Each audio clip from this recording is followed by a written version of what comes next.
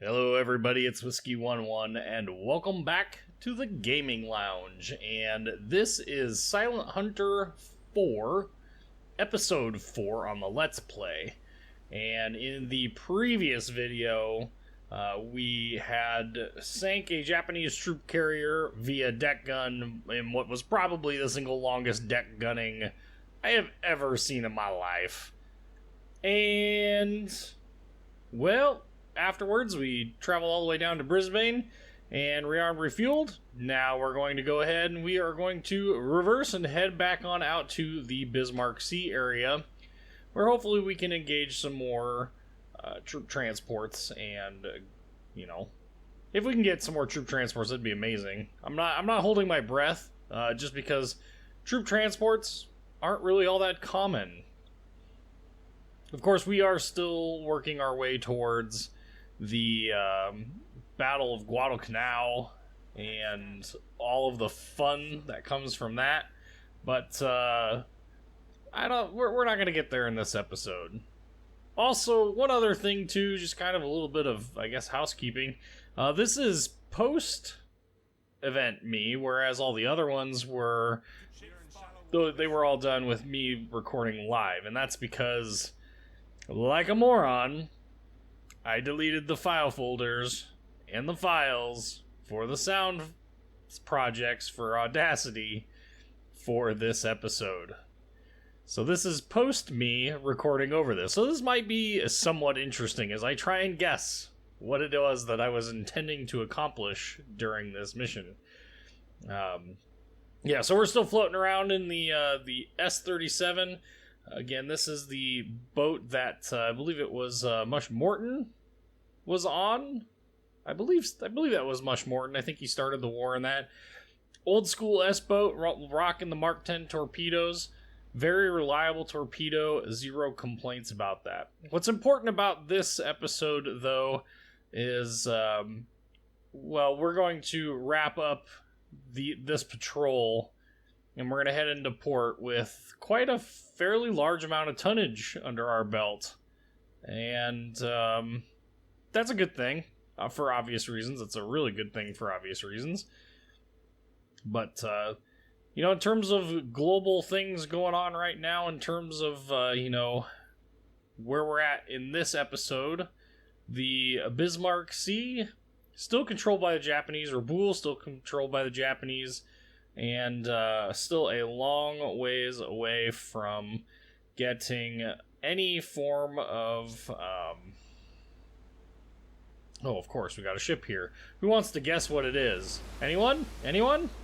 Anyone? Is it a sampan? It's gonna be a sampan. It's a sampan. That's definitely a sampan. I would like an option in this game to disable sampans setting off the crew members who get way too excited over a 40-ton fishing vessel made of wood and linen. No. Stop it. Under exactly zero circumstances should we be proud of locating a sampan. Oh, there's two of them. Wow. Huge threat. 4 deck gun rounds would probably kill all of these. But dang it. Alright, so carrying on, we're just going to go ahead and time skip past these guys. There's no reason to waste the deck gun ammo. You're going to run into those things all the dang time anytime you're in, anytime you're in coastal waters, you'll just run into them. Ooh, ship.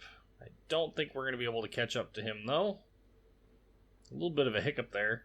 What's nice about the Bismarck Sea is that because you're in an area that's predominantly Japanese-controlled, there is a lot of task forces and convoys that run through the area. Especially the area right around Rabaul. Nope, warship spotted. Okay, maintain our current orders. What have we got here? I'm guessing this is a submarine patrol. Sometimes you get lucky and you will end up with, a small task force that has the troop transports in them, but, of course, it's never a guarantee. Can't really see anything. Yes, sir. Periscope depth. We'll just go ahead and we're just gonna dive down 308. Yes, sir. And then we'll send out our I'm gonna keep calling it my float plane. I'm guessing this is a submarine chaser. But it's always a good idea. Even during the early war, Japanese radar, it's not good enough to really pick you up. Oh, there he is off to the left. Another ship off to the right. What kind of ship are we? That's a destroyer. Yeah, it's a submarine hunters. Now, what destroyer is this, though? That's what I want to know. This is going to be some weird, obscure Japanese destroyer that's not in the game. Like, when I see a torpedo tube mounted that far forward, my instant thought goes to Minakaze or Kamikaze, like that subclass. Those ships are actually in the game, but they are not presently available. I don't know why I was circling that, aside from that's where a lot of ships tend to show up, which explains why there was 2 ships that we sunk there. But, yeah. So anyway, with Japanese radar, even during the early war, it's accurate enough that if they get within a certain range of you, it can be a huge problem. They can do quite a lot of damage to you in a real quick-like fashion. S-Boat, not real keen on tracking down task forces if I can avoid it. Of course, we did find a task force at the very beginning of this. We got exceptionally lucky with the Mogami. It took us forever to sink her, though. So that's always going to be an issue. These Mark 10s don't have quite the oomph that the Mark 14 does. Ooh. Task force. Yes, sir. Okay. I don't know what's going on here, but yeah, I was gonna say, let's go ahead and let's get underwater here. I don't think it's a good idea for us to hang out on the surface any longer than is necessary, because once again, you definitely don't want to be hanging out on the surface when you've got Japanese destroyers about within visual range as well, because it won't take them long to spot you. That'll be a little bit different if we ever run into, if we ever get into I almost said a destroyer. If we ever get into a submarine, wow, look at that's trippy. Look at how fast that water's moving. If we ever get into a submarine that has surface detection radar, it's a little bit different when you get radar contacts than when you get visual contacts. With radar contacts, you have a little bit of extra time. Oh, hello. This is juicy. Current depth 4. Oh, to be in the right position for this task force. Man. That's salt-inducing. There's just no way we're going to catch up to that, unfortunately. Yeah, see, that's that convoy. He's just they're so far away, I just don't know that... we'll give it a shot. I mean, what's the worst that could happen? Yeah. Nope. It's just not worth it. Oh, holy crap. Dive? Yeah, no kidding. Take us down. All the way down. Oh, that's a blessing. 140. Look at how close he got.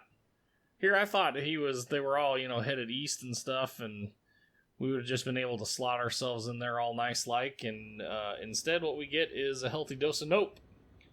So, with that, we're going to return to lair, go to periscope depth. Doesn't look like anything popped up in visual range. Let's surface the boat, and we'll carry on. That would have been a great convoy to attack. Now, had it been in a later war submarine, 9,000 yards, we probably could have taken a snapshot on the torpedoes. It's always a risk. You never know. Maximum range at current speed is 10,000 nautical miles. Well, that's because we're going at head 1/3 and we're like creeping along. There's one nice thing though about the S-boats. They are very fuel efficient, even though they're not fleet boats, even though they weren't designed to hit 21 knots. They did do a very good job of, getting places and doing things. Okay, so our current max range is basically 5,000. That gives us an idea there. We can hang around here a little bit longer, so we'll go ahead and put some more waypoints out there. The Bismarck Sea, just a very, very fertile hunting ground for us. For whatever reason, we're kind of striking out, mostly because we are just not... Oh, shit. Yes, sir. Yep, crash dive. Let's go underwater. Yeah, the problem with the S-boats is we're just not fast enough to get in front of some of these faster task forces. We're also not fast enough underwater to effectively pursue them underwater either.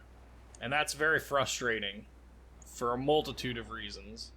It's also very, very difficult to get yourself into position with an S-boat. So you really have to plan it out. You don't want to use flank speed too much because the S-boats are really, really hard on fuel in full flank. And they drain batteries like crazy. Oh, looks like Betty.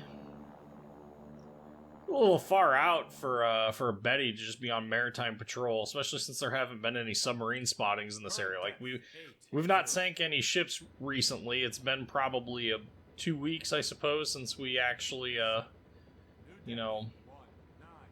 Oh, I see what we did there. We went to periscope depth and then added the depth later. But anyway, a little far out there for Betty to just be flying around for how long we had not been spotted. So, whatever. Now it's back to nighttime. Maybe we need to go over there towards the island. Apparently that's where all the stuff is at. We got task forces like crazy to Raboul. Task forces in the S-boats are really scary, and the reason why they're scary is because of the, Ooh, ship. Okay. What kind of ship? 031 at long range? Oh, that's definitely worth going after. Yes, sir. That's gonna be a doozy. So this is I believe it's a large freighter. So we'll go ahead and we're going to set up our Dick O'Kane shooting methodology here. Yes, sir. So again, we need that 3 minutes of time in order to get the speed. There's 2 minutes. And here's our 3rd minute. Goofy. Alright, so we've gone ahead and I really should do that in normal time. So his speed is 6.5. We'll call it 7 just to be to err on the side of caution. So now we're going to take that line and we're going to kind of extrapolate it to get an idea of where he's headed so that we can get our appropriate course change. Didn't quite get it there on the first try. Still off. Can be a little hard if they're moving really slow. It can be really hard to get stuff. That's close enough though. It gives us an idea of where they're at. Gives us an idea of his path, and we can put ourselves on the correct pathology here. So this was, I think these are about 8,900 tons, give or take. 1,600 yards, that's a pretty good shot. Alright, so we know we can disable that, we don't need that. We know his speed, and we know our torpedo speed, so we can also do some fun things with our mathematics here. Don't know if we get into it quite yet.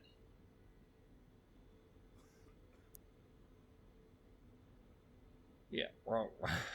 Make up your mind! What are you doing?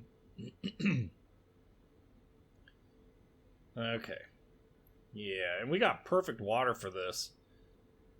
So let's ID him. Pretty sure I have an idea of what he is. No. It's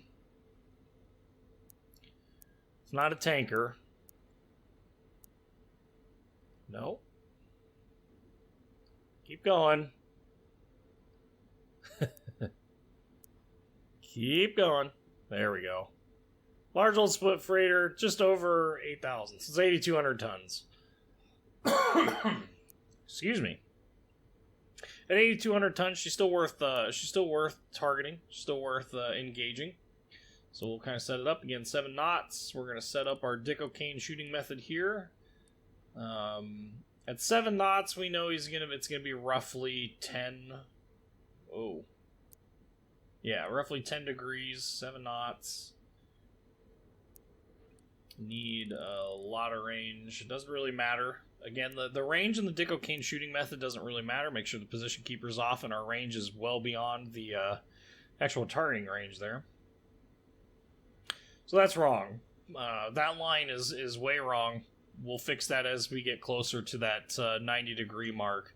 So the whole premise of the Dick O'Kane methodology here is that we can line ourselves up at the 9-ish degree range here, open up our tubes. Now, one thing about this patrol is that I've been kind of abusive with the torpedoes. I've been putting 4 torpedoes out just because the early war US torpedoes not overly reliable. So again, 36 knots on the speed here, so I think we're going to do our math finally. Yep, looks like it. So this is the cheater way to do the maths, if you will. So that's our torpedo speed. 700 yards is 7 knots, and we know that our torpedo goes 36 knots. So we put that out at 3,600 yards.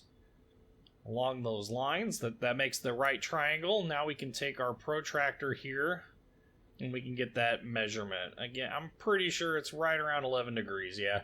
One of the nice things about the Dick O'Kane method is as long as they're at normal-ish speeds, about 10 degrees works just always. So we can make sure we can adjust that to the correct distance there. Line this guy up correctly. Of course, mouse DPI not helping any. Torpedo settings, we should be good with those. Oh, it's still off. Always double check that solution. So what needs to happen there is effectively... Ooh, yeah. We need to... need a little bit of extra oomph there. Yeah, there we go. That's better. Okay.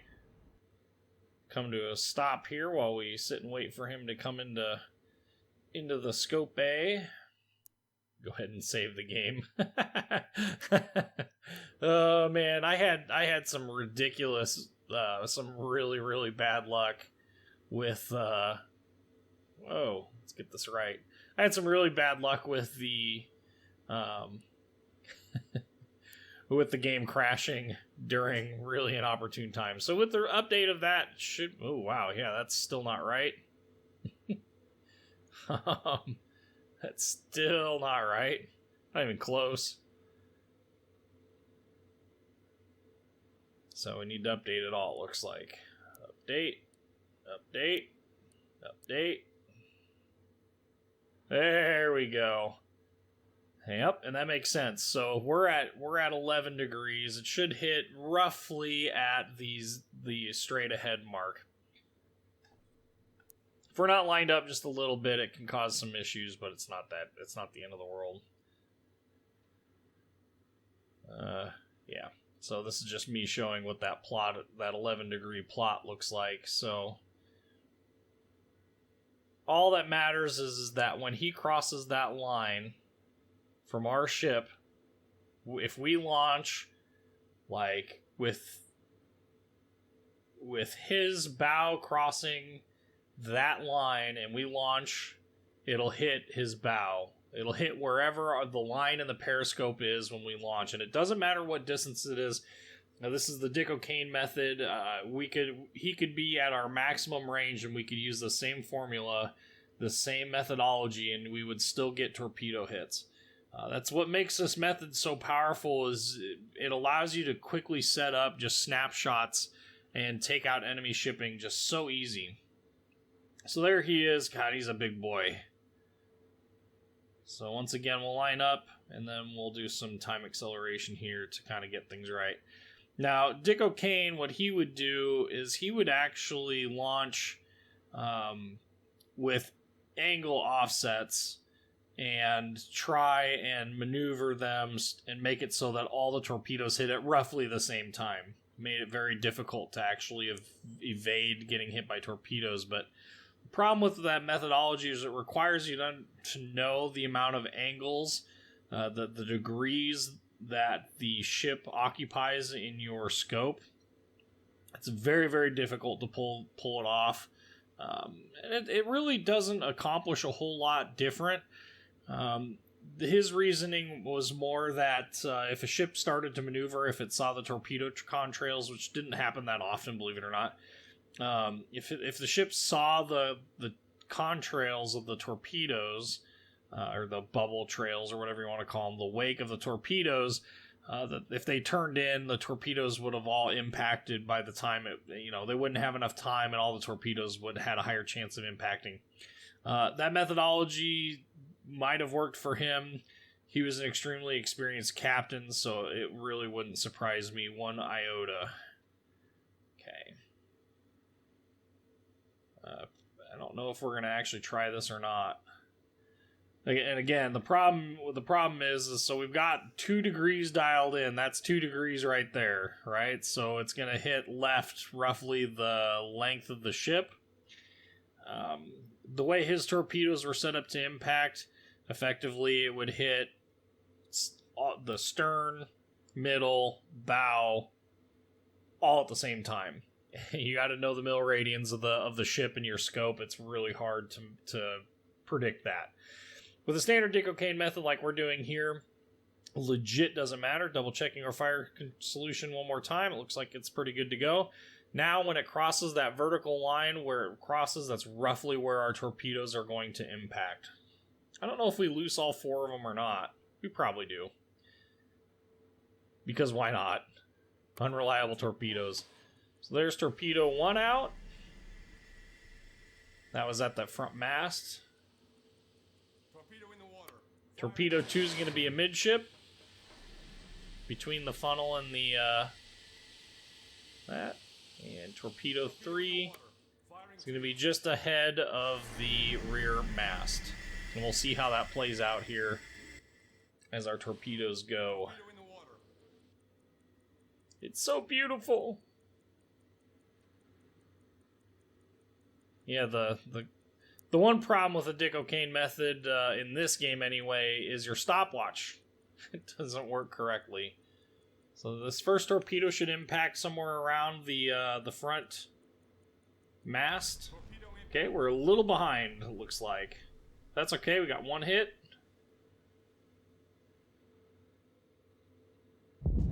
There's a second hit. That one hit just a little aft, so this one will hit just a little aft as well, probably. Yeah. So that last torpedo shot, actually, I'm gonna guess that between the second one hitting what is effectively the engine room underneath the smokestacks, and yeah. So again, there's just a demonstration of the math. You don't actually have to know trigonometry. All you need to know is the speed of the ship in yards. So 700 yards is 7 knots. Every 100 yards is a knot. You can just do that, and that'll get you that angle that you need to be at every single time.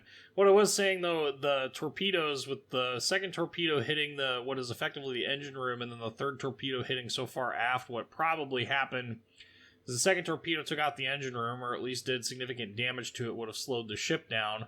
That last torpedo most likely took out the... Oh, there, she's going down. That last one most likely ripped the rudder and the propeller off of the ship. Yeah, he dropped a lifeboat. I don't know if I actually go check or not if the... Oh yeah, it blew it off. You can just barely see it when you go underwater. It blew off the rudder and the propeller. That's one thing about hitting so far aft on these ships. Definitely... Ooh, that's loud. When you hit so far aft, you have a tendency to knock off propulsion and steering, which is great. Especially when it's a heavier ship like a battleship of sorts. You know, that definitely helps out a lot. So, large old split freighter looks like 26,000 tons or so. It was more than that. Maybe it was 30 something. That's really loud. Try and get in there so you can see all the, you know, the awesomeness with regards to the sinking of this ship, but if it's going to make that noise with the lifeboats impacting it. So I'm saying, like, a modern version of this game, like, give me Silent Hunter 6 fleet boats again. Don't limit me like they did in Silent Hunter 5 with that shenaniganry. I think it would be a fantastic game. Update it, give me some modern graphics and some better AI, some better maps, more detail. Give me the ability to walk around. Like, the one thing from Silent Hunter 5 that was actually good was the ability to walk around the boat. Like, give me that. Alright, so let's erase all this garbage. We don't need it on the map anymore, and it's hard enough to see things on the map. So with all that stuff out of the way, we'll go ahead and return to course. Yes, sir. And that puts us to a head standard. So far we've done a fairly decent job. We're at about half our fuel capacity, half our fuel load remaining. We've done a fairly good job. You know, we've run into some good shipping here. Sank a bunch of ships. This is a fairly effective patrol. I mean, I would. It's horribly unrealistic compared to real life. Like, we've hit more tonnage than the vast majority of U.S. submarine captains. So, like, it's really weird when you think about how much tonnage is available in this game to sink and how much we've actually sunk. Okay, so there's a convoy again. It looks like it's headed to the north. You know, these convoys, it's like deja vu. I could have swore we just did this with was it a task force earlier? Is this a true convoy or is this troop carriers? Yeah, it looks like troop carriers.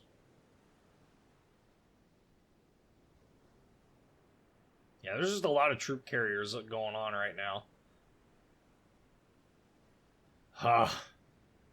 Another 10,000 tons or so, 20,000 tons in total. Between those two ships. It'd be so nice to get into the right area to actually locate them. We gotta be careful. That's a destroyer. Yeah, go to periscope depth.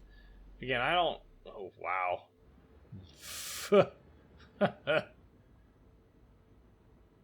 I don't think... yeah, he's headed off. So they're headed in the wrong direction. Ooh! So now that we're underwater, are we going to be able to actually get back in?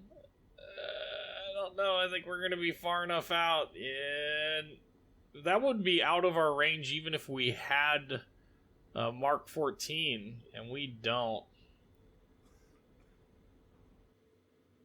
Yeah.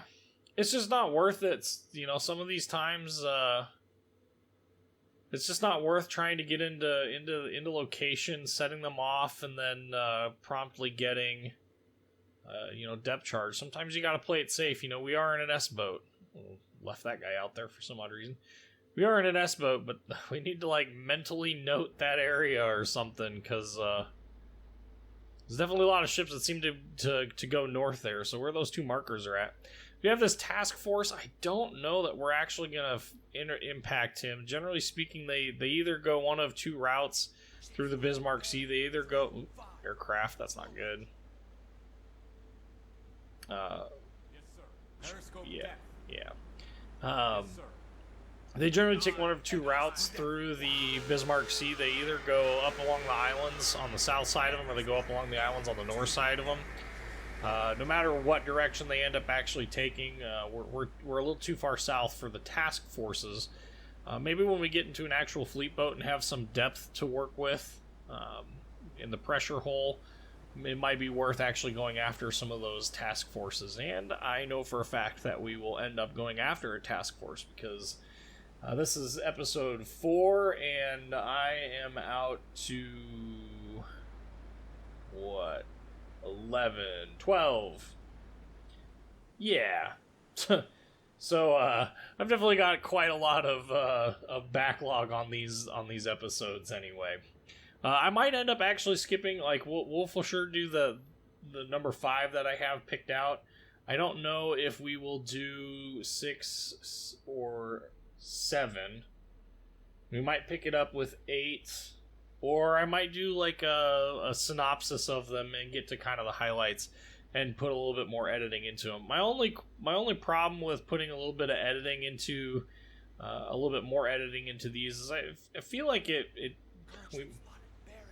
we missed the opportunity to talk about all the various things. Ooh, Sampan? Kind of a late call on the spot. Can't see him. Ooh, no, that's actually, well, no, let's not use that. That was actually, that's actually a good target to go after. Anyway, I might actually edit them together. The only reason I don't want to do the editing them together is because, if I edit them, I feel like we missed the opportunity to talk about certain tactics and stuff. And maybe I can put a little bit more effort into it anyway and not have that issue. I don't know. So once again, setting up for that Dick O'Kane shot. There's our first minute there. We went to periscope depth, trying to get ourselves into range. So that's not 3 minutes. And where the hell did he go? Alright, there. Wow, talk about being fortunate. We'll go to the 6 minute mark, so there's 5. Really wish it wouldn't do that. So if you end up going beyond the initial 3 minutes, it's just a matter of multiples. So we now have this speed, and we get 1,400 yards. So what we do in those instances is, yeah, we know the firing solution is exactly the same. What you do is if you double the amount of time, so if you go from 3 to 6 minutes, all we have to do is then divide the range number by 2. So we got 1,400 yards, give or take 50. And that means that we can... that's not even close to the path. Anywho, because we know the range was 1,450 or 1,400, all we have to do is divide it by 2. That gives us 700. That gives us the 7 knot speed. So this fire solution is exactly the same as the previous one. All we have to do is get ourselves in range. Looks like we're lined up pretty good on the on there anyway. So we'll burn in flank for a little bit to close that distance, because again, these Mark 10s have a really limited range, just 3,500 yards. We got to get there. There we go. Now we're well within in that range. Okay, so I believe this is the same ship that we had before. So we'll go ahead and we'll set it up effectively the same. 1, 2, and 3. Man, this is like deja vu. This is legitimately the same exact ship, the same exact setup. Another 8,200 tons, give or take. So again, setting it up at 11 degrees. We know that because of the math we did on the previous one. I don't believe that I show the math again. It's really not important. Oh, we need way more range. Oof. That is one thing that sucks about that range dial. I have no idea what that dial actually looks like. Yeah, that's better. I have no idea what that dial, like how to read that dial, mostly because I've not spent the time to actually look at it. So, with that in mind, yeah. So anyway, I don't know. Let me know what you guys think. Yeah, we'll save it again. Let me know what you guys think about maybe doing like a supercut. I want to do the complete first patrol of our next boat whenever we get to it, because I think it's important to talk about the differences between the different fleet boats as we get there, because it's unlikely that we're going to end up in another S-boat based upon this, what we're doing here. I also don't think that, since we started in an S42, I think... I don't recall the specific model of our S-boat, but because we started in such in the late war S-boat, I don't think that even if we were to completely faff this up, so long as we live through it, I don't think they're going to try and screw us out of a fleet boat. An actual fleet boat, that is. So at this point, once again, because the shot is exactly the same as what we did before, I mean, it's just a matter of waiting. Like, double check our speeds. It's always a good idea to double check. 1,400 yards. Again, we went 6 minutes, so we divide that number by 2 to get our 3-minute time, our 3-minute distance traveled. And set that up again. It should be 11 degrees because it's the same exact speed. Yeah, that's pretty close. So we can kind of, I have no idea what I'm... What? Okay. Okay, I see what I did. Getting uber precise there. That's so unnecessary. You really don't need this level of precision. Also, it doesn't matter. This is the other nice part about the Dick-O-Cane method. It also doesn't matter if you're moving forward. So, like right now, we're cruising along underwater at 5 knots because we burned up to flank speed to try and get within range. Us moving forward doesn't change the firing solution at all. So with him locked like this, I mean, gosh, it's so beautiful. Look at how close we're getting to him. If we were operating with the Mark 14, we absolutely would have to do a traditional position keeper based fire control setup. We don't want to do Dick-O-Cane with the Mark 14s until the late war, and the reason for that is because of the magnetic detonators. All of the problems that you've heard about the Mark 14s, looks like we dialed in half a knot faster, and that's because measuring variances there. Anyway, we definitely don't want to use the Mark 14s in the Dick-O-Cane method because we need an angle in order to not crush our impact detonator and have it dud, because the magnetic influence detonators are garbage. But here we go. Alright, so same exact setup. Torpedo 1 selected. We'll put it right at the front mast. 2 will go into the engine room. And 3, the rear mast.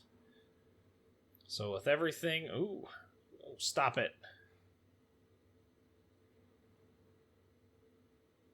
Yeah, it's close enough. With this method, again, it really doesn't matter. Like, you just need to be in the general area. Oh, there's the... This is how casual this submarine is right now. I didn't even bother to put him into battle stations. That's the watch changeover. So that's the crew shift, effectively. So we're so nonchalant about this that we just decided to let the crew kind of do its own thing. So we kind of fired all these torpedoes a little bit further forward than we probably should have. But what we should see is torpedo impact number 1 should be roughly at the 0 degree mark when we get the... should be impacting anytime soon. Little behind again. Still a good hit. Ooh, another one right in the engine bay. And the third one's probably going to hit just a little aft again. Right where we wanted it. So there's 3 solid torpedo hits. Same exact torpedo hit profile. The Mark 10 is such a reliable torpedo. It's disgusting. The Mark 14 never gets quite this reliable, even once the magnetic influence detonator is removed. But yeah, this ship is definitely going down. Oh, we're so close, too. The one thing I wish that... Yeah, he's dead in the water. So the one thing that I wish this game had more of is I wish it had... And the base game does. So Real Fleet Boat changes the flooding mechanics in ships to supposedly more realistically depict ship sinking. What I've found, though, is for flooding one side of a ship, they sure don't seem to list very often. And maybe it's just these cargo ships, you're breaching into the cargo holds, and it's just flooding the entirety of the cargo hold. I don't know how these ships are laid out, or what these ships are even based on, like what ship design. Like, these aren't Liberty ships. I don't know. I honestly don't know what the way that they're laid out. So maybe that's exactly what's happening with some of these cargo ships. And then when we get onto sinking like heavier ships like the Mogami, we were getting a little bit more listing going on there. But even once we got that last torpedo in the Mogami, she really didn't roll over. So I don't know. It's just interesting. With real fleet boats, recreation of supposed realistic sinking, it's just interesting that not only do they seem to take forever, even with 3 torpedoes in them, but they also don't seem to roll over or do the dynamic sinking actions. Because one of the things that does happen, you can break the back of a ship in this game, especially with if you get a lucky magnetic detonator hit right in the bottom and the center of the ship, it will literally break the back of the ship and it'll split the ship in 2. It happens so infrequently in Real Fleet Boat. I wonder if they actually removed it. Like, I don't know that I've seen one recently. Mostly because trying to rely on the magnetic influence detonators is freaking suicide to begin with. But yeah. One of the other tips that we'll learn with the Mark 14 torpedo is to help get reliable detonations. We will set the torpedo to run about 10 feet or so above the draft of the ship. So the default setting, I think, is 15 feet. At 15 feet, most ships' hulls are still fairly vertical, but if we sink it down to about 10 below or 10 above the draft of the ship, what ends up happening is the torpedoes detonate lower, and they hit the more curved portion of the ship, and that tends to make them go off more reliably. Of course, the other thing that we're going to do is we are not going to use the Dick O'Kane method very often, because the Dick O'Kane method is a high probability of getting dud torpedoes due to damaged or destroyed contact detonators if the magnetic influence detonator is either manually disabled or is doesn't go off.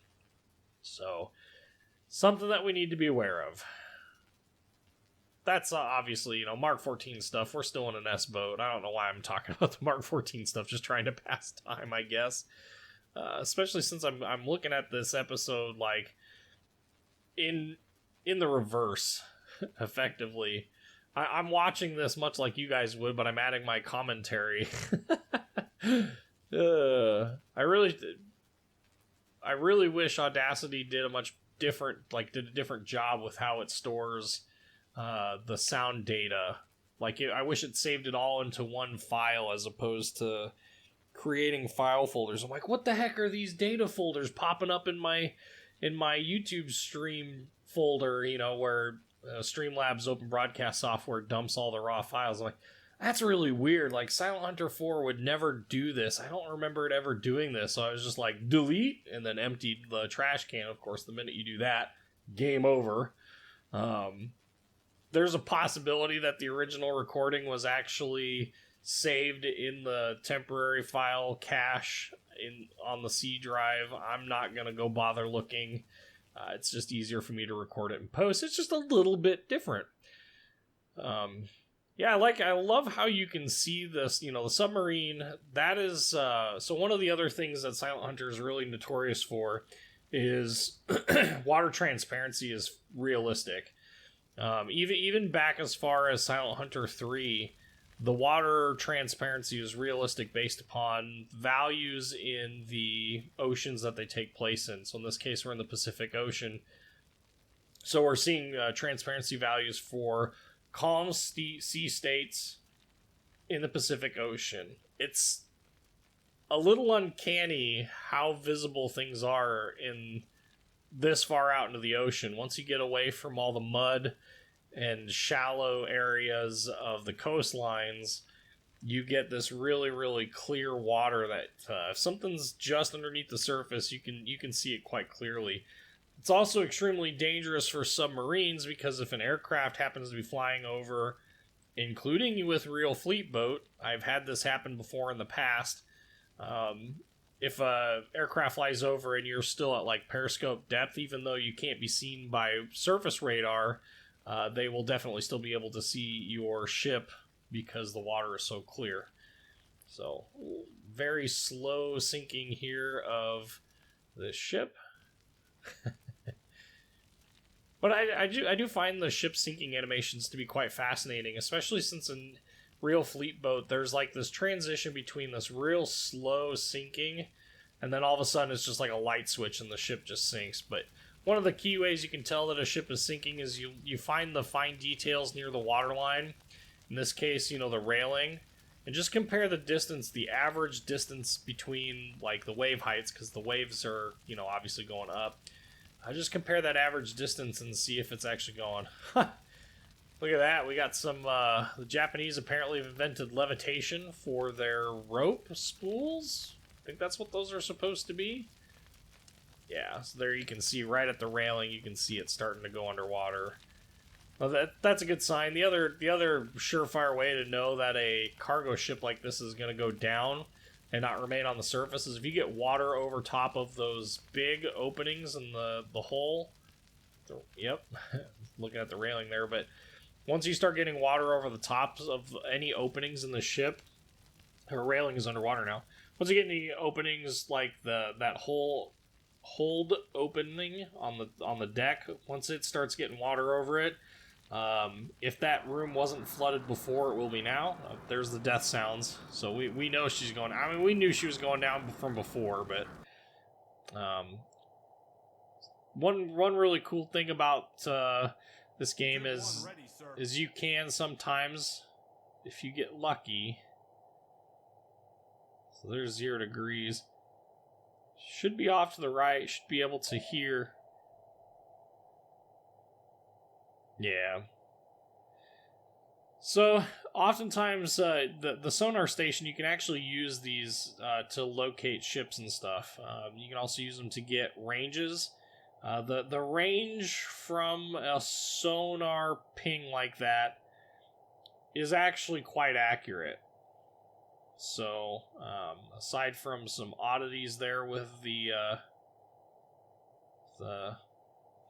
camera controls, so you can see just how far out he is. Now, what's interesting is he's nowhere near where that's actually where that was actually at, and we didn't get a return on the ping. Go figure, right? So we're gonna sit here and we're gonna watch him. We're gonna watch him sink because it's just mesmerizing just how they sink. Like I said, it's like somebody flips the light switch and all of a sudden it just goes down. Oh yeah, fire in the ammo hole there. Yeah. Oh, fire in the rear one now. The front one's got to have enough water in there that should be that should not happen. I mean, it's white smoke, so it looks like it's actually... Oh, hit that, down she goes. Alright, so we can delete all of that, and we can resume our merry, merry, merry way. Go ahead and return to course. Should set us to a head standard, and get us on the way. Remove all of our markers, because we don't need to clutter up our map any more than it is. I mean, we've got all of these ship sinking markers. We have 4 of them in the Bismarck Sea. Cheese and Pete's. So there we got sunk ourselves some extra ton. Oh, look, 8210. So, I mean, it looks like there was about 25 extra tons of supplies on those ships. Merchant ship. We're close to the water, close to the shoreline, so you know what that's going to be. I can guarantee you that's a sampan. That's a sampan. Dear crew, please stop. This is your captain speaking. I'm not interested in your 40-ton fishing trawlers. So we're going to head back to Brisbane, and we're going to go ahead and end this patrol. But it's not the end of the live. It's not the end of this video quite yet, though. Oh, looks like we got interrupted when we were making our previous previous map points. So we'll get these in and squared away. Obviously, we're still early enough in the war that we've got some of the quote-unquote propaganda videos, or whatever you want to call them. Oh yeah, get back into port with about 300. Ooh, Fox traffic received. What's our Fox traffic? Operation Watchtower kicks off in 6 days. The Solomon Islands area is now open war zone. All patrols are requested to assist. So the Solomon, spelled S-O-L-O-M-E-N. One of the other interesting things that Real Fleet Boat does is they actually took real Fox traffic reports that they could get their hands on. There's the Solomon Islands. A little early for Naval Battle Guadalcanal, so apparently the Solomons campaign. I don't know anything like about submarine operations around the Solomons. I don't know anything about submarine operations historically, anyway, around the Solomons during this time frame. But it's just interesting just how much of the like various details in this game exist, like using the real life Fox traffic reports. Hey there, buddy. need a just the horn. Which I don't know if that's the right tone, but it's flying British colors, so we'll let you pass. Hopefully we will get to participate in the naval battle at Guadalcanal. Hopefully we'll be in a fleet boat when that happens. So we'll go ahead and we're going to refuel, rearm. Again, it just saves us a little bit of effort in the in port. So when we've got all that, we will go ahead and end our patrol. 44,380 tons of tonnage. Oop, new subtype available. Would we like it? Of course.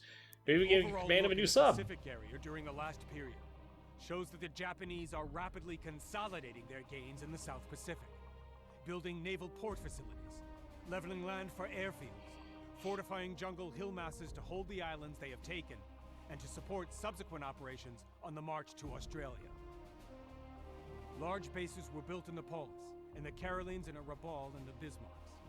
Smaller bases hold the Marshalls and the Gilberts, in addition to New Britain and New Ireland and the Bismarcks, and Buca, Bougainville, Guadalcanal, and the Solomons. Because of the Battle of Coral Sea in Midway, where we seriously damaged the Japanese fleet, a naval balance of forces is created, and this allows us to think of an amphibious assault in the South Pacific. Of all enemy strongpoints, that on Guadalcanal appears most threatening because it lays closest to Australia and to the South Pacific ferry route. Besides that, the Japanese are building an airport there. Henderson It's Field. obvious that whoever holds that airfield will dominate the whole area. So if we're going to blunt the Japanese advance into the South Pacific, Guadalcanal would have to be the place. Our submarines have the mission to support the amphibious force and to cripple the Japanese transport service in the area, which will be the key to our success. Which, of course, is what we've been doing. So it's August 5th, 1942, several months to go. What ship do we get? USS Skipjack, SS-184. It's a Salmon class. And here we have the much vaunted Mark 14. So we got 9,000 yards at 31.5 knots. A lot more crew complements, so we got to fill out our crew complement stuff. No upgrades available at this point. And actually, that's not entirely accurate. So what happened is when I reload this, when I do these recordings, I save and then I will reload them before I start the next one, just to kind of keep the game engine fresh, because the game engine can kind of spiral down and cease working and stuff like that. We'll put our deck gun crews in the forward. I guess it doesn't. It kind of doesn't make sense to put them in the forward, but anyway, we'll fill out this ship as much as we possibly can. Move some people around. Yeah, I don't know. OCD, I guess. I don't know that it'll let me do. Oh yeah. All right. Well, he's higher. He's higher class, so we'll put him out there. Oh, we can put even another one of those guys in there. Cool. We should. I don't know where we're gonna have him go though.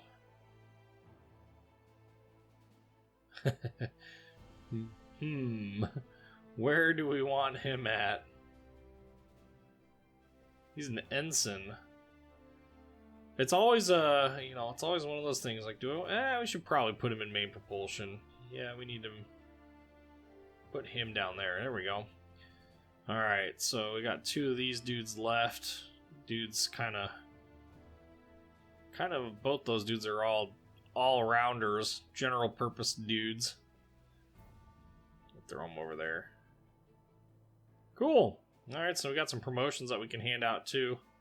Looking for dudes that don't have any skills. Yeah. Should be looking at dudes that don't have any skills, like the other dude there. Yeah. So he's in the conning tower. Need him to be a radio man. Get him into the, for whatever reason, the control room. I don't know. I just don't know anymore. Machinist? Pretty sure it's machinist. Yeah. Quartermaster, I think, is what the main deck crew was. Pretty sure it's... yeah. It's gotta be quartermaster. There you go.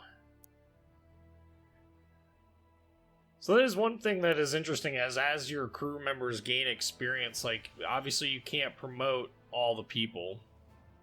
And so you end up with this, it's really weird situation where you can't promote any more people.